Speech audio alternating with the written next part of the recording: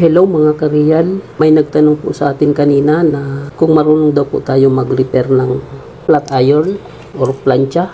Ang sagot ko naman ay pakiiwan na lang po muna at maghapon po tayong naka-schedule sa paggugupit. Hindi po natin maasikaso ang pagre-repair. Sa gabi po natin ito magagawa.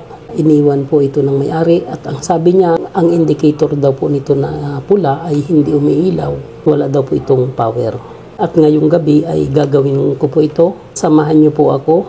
Panoorin niyo kung paano ko ito troubleshoot ang sirang plancha na ito. Susukatin po muna natin ang resistance ng plancha na ito sa pamamagitan ng ohmmeter. Ayan, naka times 10 po yung ating ohmmeter. I-short ang test probe. Okay, gumagana po yung ating tester. Bitawan.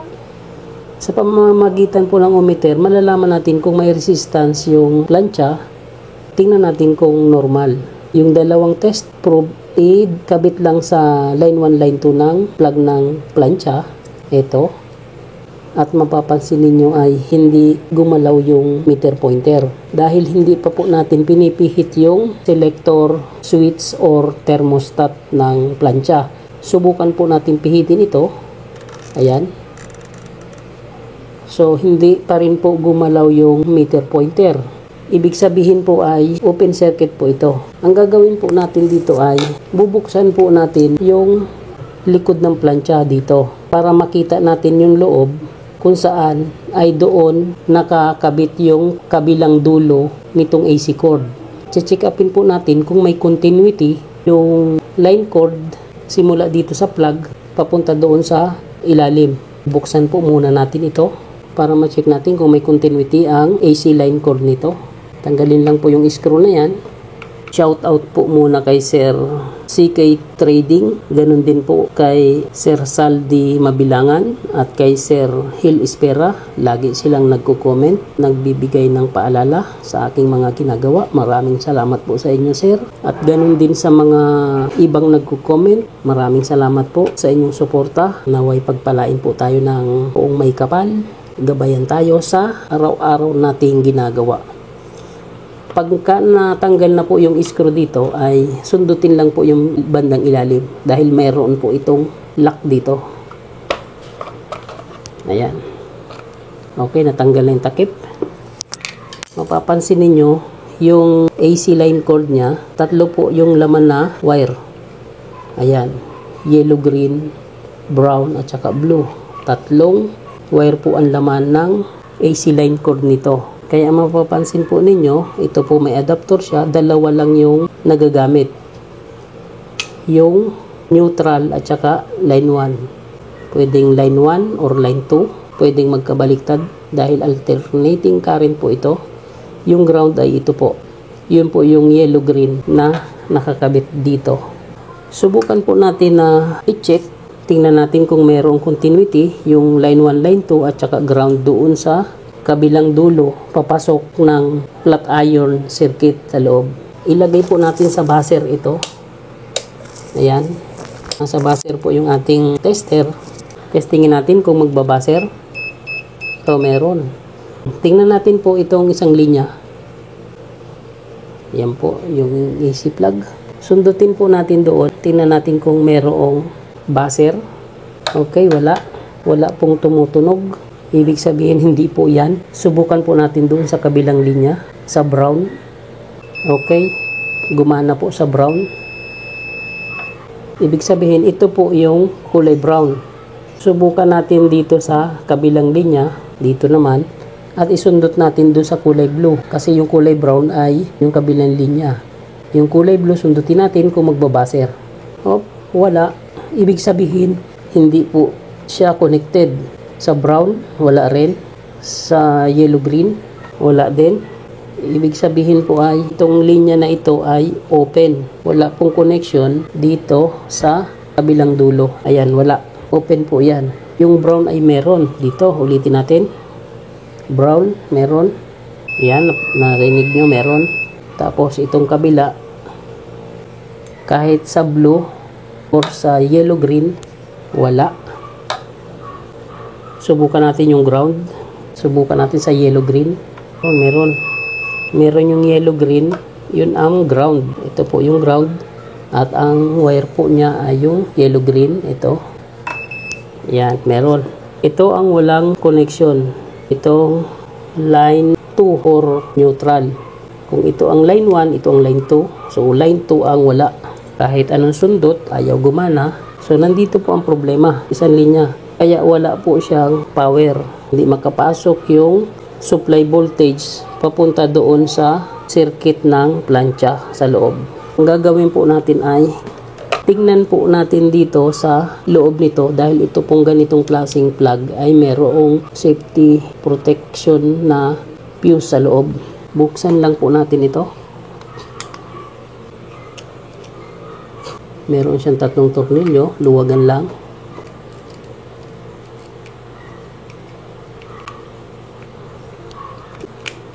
Ayan. Ito mga kareal. Pasensya na po kayo at madilim. Ngayon po ay gabi. Hindi po tayo makapag-video sa araw. Busy po tayo sa paggugupit. Kaya sa gabi po ako nakakapag-repair. So ito po yung connection ng kulay blue. Ito. Dito. Sundutin ulit natin. Double check tayo. Ayan. Wala po talaga. Wala pa rin. Ayaw pa rin mag-buzzer. Ibig sabihin open po yung line cord nito. Posible po na may putol dito sa linya ng AC line cord. Oops, may napansin po ako mga kareal. Meron pong nabalatan dito. Nasaan na ito? May lumabas na kulay gold. Ayan, nabalatan. Parang pumutok na. May lumabas na hibla ng wire. Subukan po natin kung may connection dito. Tingnan natin kung magbabaser. Kung may connection sa line 1, line 2. Ayan, nakadikit doon. Subukan natin kung may connection. Wala. Open talaga yung blue. Sa brown tayo. Ayun oh. May connection. May connection po dito sa nabalatan. Delikado po ito mga kareal. Parang sasabog na. Kaya hindi na po ito pwedeng gamitin. Hindi na po ito pwedeng gamitin dahil parang pumutok na po yung mga linya nito. Ayan oh. Hindi na safe ito. Papalitan na lang po natin ito. At wala po tayong pamalit na ganitong klaseng cable na 3 wire ang laman. Hahanap po tayo ng cable na heavy duty at yun ang ipapalit natin dito. Ayan po yung fuse na sinasabi ko. Buo po yan. Malalaman natin kung buo yan. Testerin natin. Magbabaser po kung meron yan na continuity. Meron. Buo po ang fuse na yan. Pero hindi na po natin ito magagamit. Papalitan na rin po natin ito ng cable dahil wala po tayong pamalit. Ibang cable po yung ikakabit natin, yung heavy duty na cable. Bago palitan, testingin po muna natin yung circuit kung good pa. Tingnan natin kung buo pa yung heater. Ito yung ground, wag na natin galawin ng ground. Dito tayo sa line 1, line 2. Papunta sa heater po yan. Dadaan ng thermal fuse, papunta sa heater. So, hindi po magbabaser yan dyan kasi mayroon pong resistance na masusukat doon sa loob niyan. Ang gagawin natin, times 10 po natin yung ohmmeter. Ohmmeter times 10. Double check natin. Calibrate. Gamit ang 0 ohm adjuster. Itapat sa 0. Ayan, nakatapat na. Good na yan. Pwede natin testingin yung heater kung buo. Dadaan ito ng thermal fuse. Kung buo yung thermal fuse sa loob, masusukat natin ang resistance ng heater. Sundutin lang po natin itong dalawang linya. Line 1, line 2. Ayan, pumalo po sa 5 times 10, 50 ohms. 50 ohms po ang reading ng heater. Ibig sabihin, buo po yung circuit sa loob nito. Wala pong sira yung plancha sa loob. Nandito lang po ang sira sa cable. Kaya ang gagawin po natin dyan ay tanggalin lang po natin ito dito.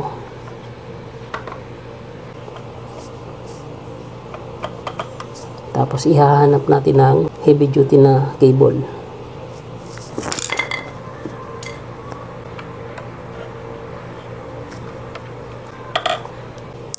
Luwagan lang yan dyan para mabunot yung mga wires.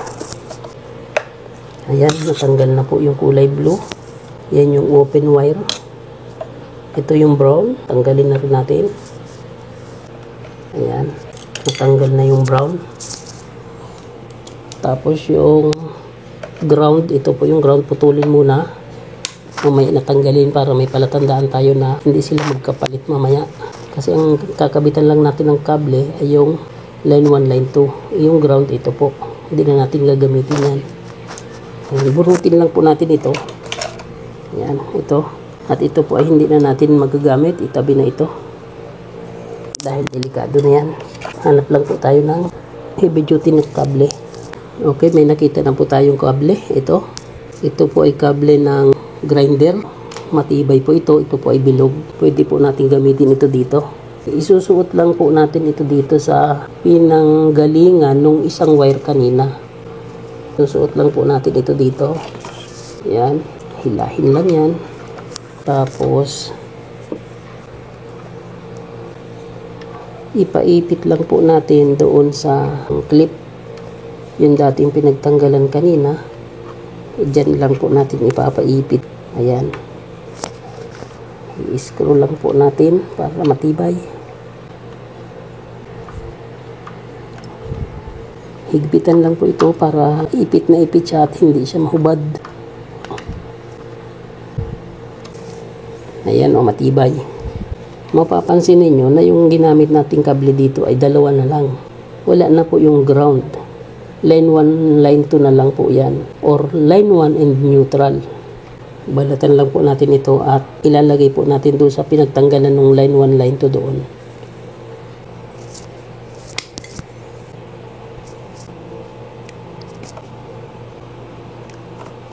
Pilipitin lang ang mga dulo para matibay.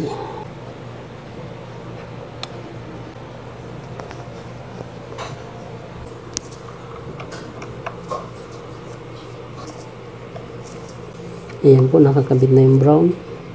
Tapos isunod natin yung kulay blue. Higpitan na. Ayan, okay. Matibay na. Tapos ang gagawin po natin doon sa ground na kulay yellow-green ay tatanggalin na natin at baka makadisgrasya pa. Ayan, ito po yung kulay yellow-green. Tinanggal ko na po para hindi makadisgrasya at baka mag-short sa loob. Ayan po, safe na safe po yan. Nakabuka po sila, hindi po sila magsushort. Tapos nakaipit po yung insulator ng kable para hindi mabunot-bunot ito. Ito naman, mayroon siyang play. Ayan. Tapos i-double check natin kung mayroon ng resistance dito sa line 1, line 2 ng plug. Ito na po yung pinakang cable niya. Pinalitan natin ito. Pero kung sakaling makakita na po tayo ng cable para sa plancha talaga, papalitan ulit natin ito at ibabalik natin yung tatlong linya na mayroong ground. Pero pansamantala ito lang po muna dahil gagamitin na daw po ito ng maaga bukas. Gusto ng may-ari ay makuha agad ito. Pero ito po ay pwede nang gamitin kahit dalawang linya lang yung cable na ginamit natin. Ang mahalaga lang po dyan ay yung line 1 at saka line 2. Yung ground baliwala naman kasi kung gagamit din lang naman ng adapter, baliwala po yung ground na yon. Kasi wala pong connection yon dito sa dalawa. Ayan, 2 lines lang po ang plug. Testerin na po natin kung meron ng resistance na masusukat dito sa circuit ng plancha sa pamamagitan ng AC plug. Ayun, meron na po mga kareal. Ayan o. Nakasukat po siya ng 50 ohms. Ibig sabihin yan po ay meron na pong connection yung circuit ng plancha dito sa plug. Kaya pwede na po natin itong testingin kung gagana na. Okay? 50 ohms po ang sukat. Subukan po natin na isaksak ito. Tingnan natin kung magkakaroon ng power. Pansinin ninyo doon sa indicator kung iilaw siya. Ayun. Yan po ay automatic na naka-on na kaagad. Dito na lang po mag-a-adjust sa thermostat ng temperature or init. Ayan mga kareal. Mayroon na po na indicator light. Buo na po yung plancha natin. At yan po ay naka-minimum. Hindi po pa siya napipihit. Ibig sabihin, namatay ka agad dahil naka-minimum po siya. Subukan natin napihitin ng, tingnan natin kung mag-on siya. Ayan, nag-on na naman po kasi in-adjust po natin sa mataas na temperature yung thermostat. Kanina kasi namatay ka agad kasi mababa po yung pihit natin. Taasan natin para matagal-tagal siya na mag-red. Namamatay po yan automatic kung mainit na at na-reach na niya yung temperature setting ng thermostat. Ayan, namamatay ka agad kasi mababa po yung setting. Samantalang kung itataas po yan, matagal po yan mamatay. Kasi hanggat hindi niya nare-reach yung setting, hindi pa siya mamamatay. Ganun po ang function ng thermostat. Ayan, namamatay siya kapag na-reach na niya yung temperature setting dito sa thermostat. Ayan, mainit na po yan. Ayan, mainit na po. Bunutin po muna natin at mainit. Ayan. Ayan po, mainit na yan. Oh. Buo na po yung ating ginawang sirang plancha. Pwede na po itong magamit. Matibay naman po yung kabling nilagay natin. Bilog po yung kabling pinalit natin. Oh. Heavy duty po ito. Tatakipan ko na lang po ito. At ganun lang po ang pag-repair na ginagawa ko. Sa ibang error ng plancha, ibang proseso po ang ating gagawin. Pero ang umpisa, ganun lang po. Kung sakaling nasa loob naman na ang problema, saka lang tayo magbabaklas ng plancha. Dahil dito lang po ang error, kaya hanggang dito lang po muna ang ating pagtutroubleshoot at pagbabaklas. Dahil dyan lang po ang error. Nakuha na kaagad natin ang sira. Ito po ay hindi nagpa-power. Okay? Ganun lang po ang naging problema nito. Sana ay nagkaroon kayo ng idea sa pagre-repair ko ng plancha na katulad nito. Huwag po sana kayo magsawa at hanggang sa susunod na video ko, abangan nyo na lang po ulit. Madalang po ako makapag-video dahil busy po tayo sa pagugupit at sa gabi lang po tayo man nakakapag-repair ng diretso. Okay? Maraming salamat po ulit at Dick is Real Vlog. Nagpapasalamat. Pagpalain po tayo ng Panginoon.